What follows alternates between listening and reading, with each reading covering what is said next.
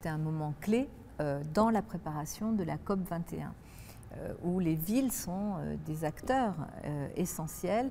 Non seulement nous portons les solutions, mais nous poussons aussi les gouvernements à aller plus loin en matière de transition écologique. Nous allons travailler ensemble sur les commandes groupées de nos villes, par exemple sur du matériel roulant dont on a besoin pour faire fonctionner nos villes. En regroupant nos commandes, nous pouvons être un levier d'accélération de la transition écologique en demandant dans nos cahiers des charges, un cahier des charges commun, des véhicules propres, c'est-à-dire ne fonctionnant plus avec ni au diesel, ni avec des énergies fossiles, allant vers l'électrique ou d'autres technologies pour ces véhicules. La marge de progression sur la question notamment de la réponse aux pics de pollution, c'est pour moi l'automaticité. Se fonder sur les données qui sont les données scientifiques publiées par Air-Parif et les organismes qui contrôlent la qualité de l'air, et à partir de là déclencher sans qu'il ne soit nécessaire à chaque fois d'avoir une requête du maire pour demander la circulation alternée. Je pense qu'on doit être dans un processus d'automatisation de la démarche, et là on peut progresser.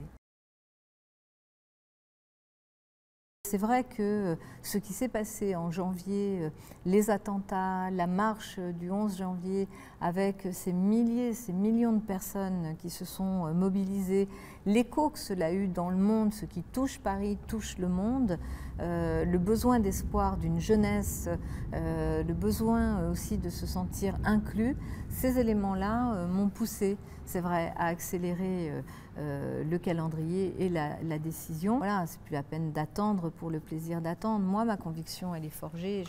Je souhaite la faire partager par le plus grand nombre de Parisiens, de Franciliens et de Français.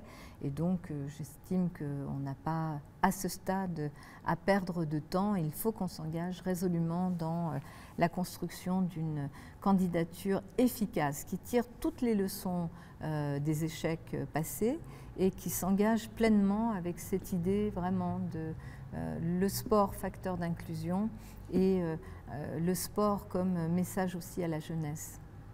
C'est vrai que ce qui s'est passé en janvier, les attentats, la marche du 11 janvier, avec ces milliers, ces millions de personnes qui se sont mobilisées, l'écho que cela a eu dans le monde, ce qui touche Paris, touche le monde, le besoin d'espoir d'une jeunesse, le besoin aussi de se sentir inclus, ces éléments-là m'ont poussé, c'est vrai, à accélérer le calendrier et la décision.